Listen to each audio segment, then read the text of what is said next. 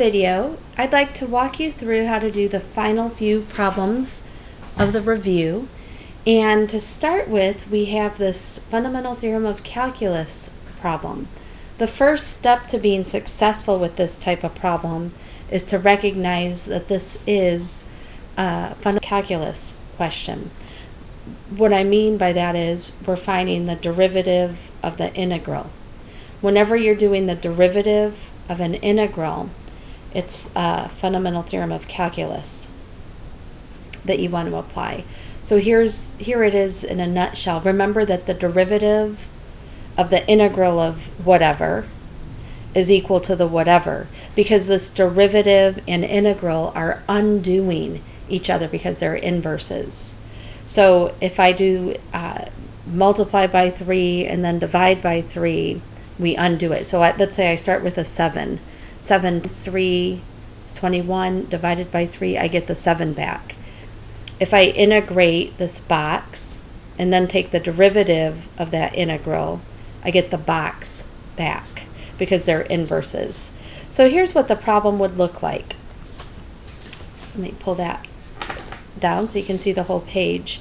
What we get when we do the derivative of the integral of t to the negative 11/12, going from x equals 1 to x equals x to the 12th, here's the process that you follow.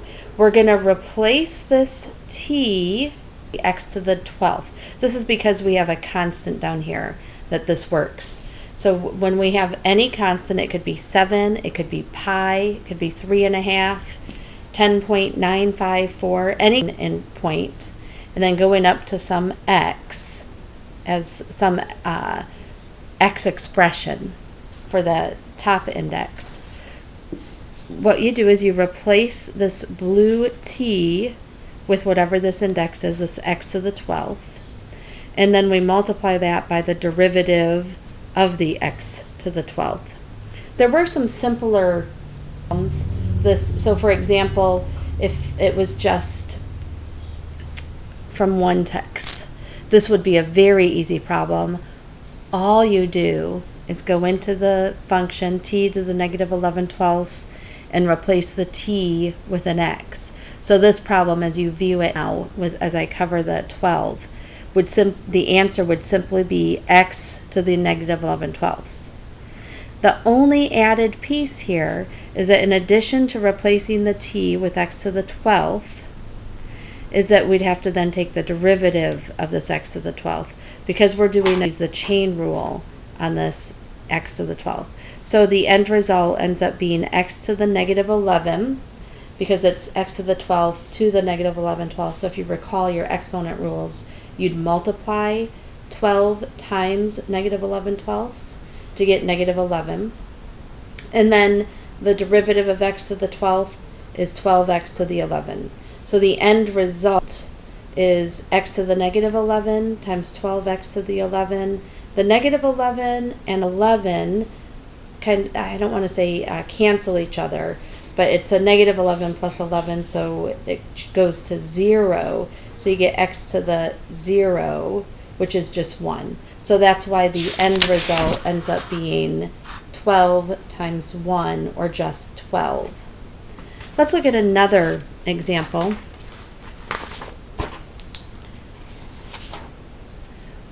Where, once again, we're using the Fundamental Theorem of Calculus, taking the derivative of an integral. So all we do is replace this t with the v.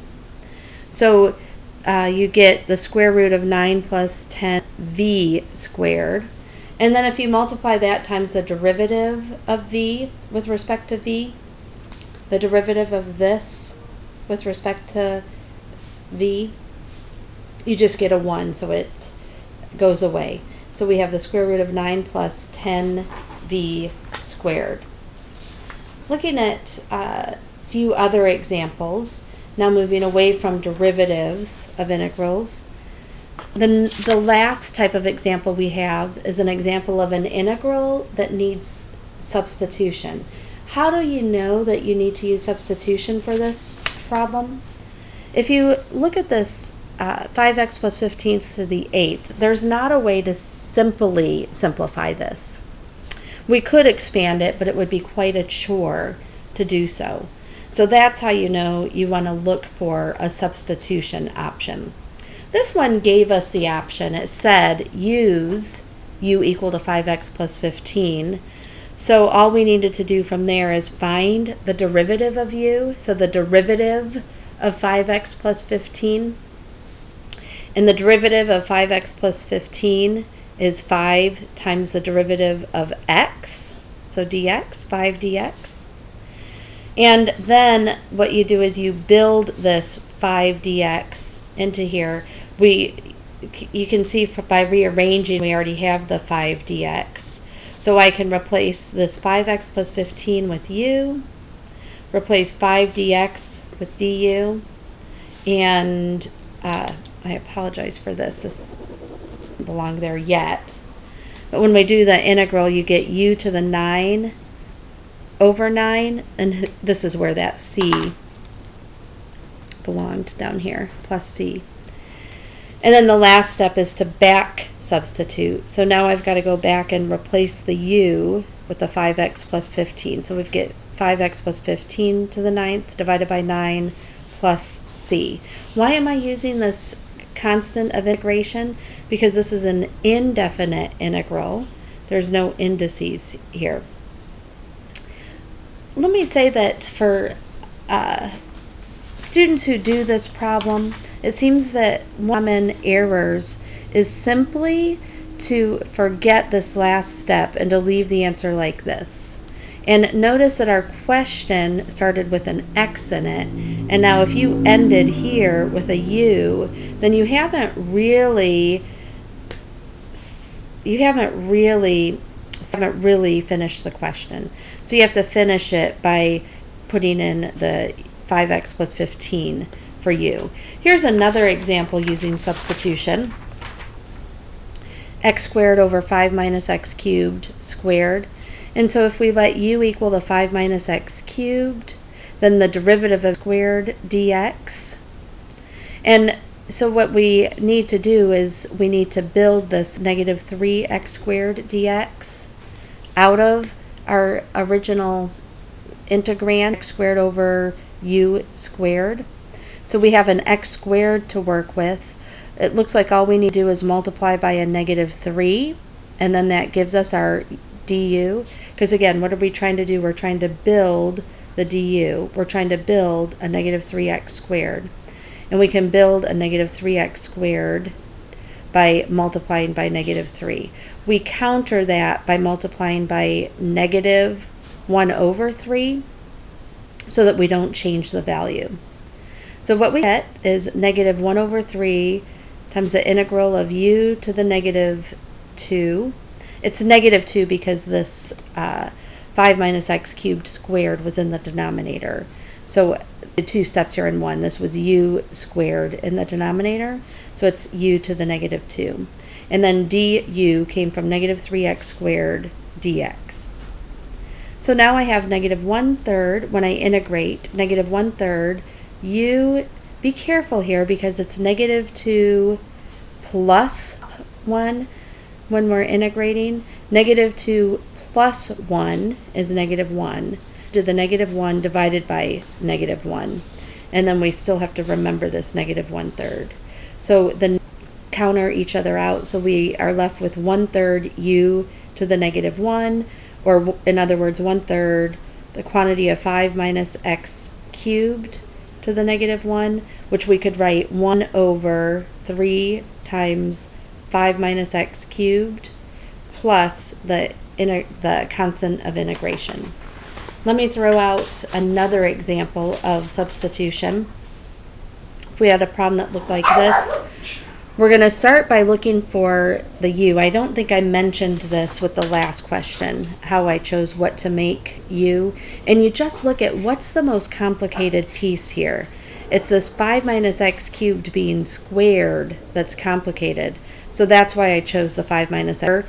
The most complicated piece that we can't simplify is this thing raised to the 8th power. So that's how I know that I want this thing, the x cubed plus x squared, to be the u. So I'm going to try u equal to x cubed plus x squared. If I do the derivative of u, I'd get 3x to the 1 dx, which is already built for us right here. It was already part of the integrand. So if I do the substitution, we have u to the 8 times du. Integrate it, you get u to the 8 plus 1 divided by 8 plus 1 plus integration. And the last step is to fill back in with the u. So u is x cubed plus x squared. So I'm going to replace this blue u with x cubed plus x squared. So here's the final answer. One more example for you. One more substitution example. 15 on the My Math Lab homework assignment. If we wanted to do the integral of x times the fifth root of 1 plus x squared dx, we're going to let u equal the 1 plus x squared. So the derivative of u is 2x dx. So I need to build this 2x dx. I have an x dx, but to build a 2x dx, I've got to multiply by 2. And I can counter that so as not to change the value. I can counter that with multiplying by 1/2. So you see this green 1/2 times this 2 counters each other so I don't change the value. And what I've done here now is built a du. So I have 1/2 the integral of u to the 1/5 du.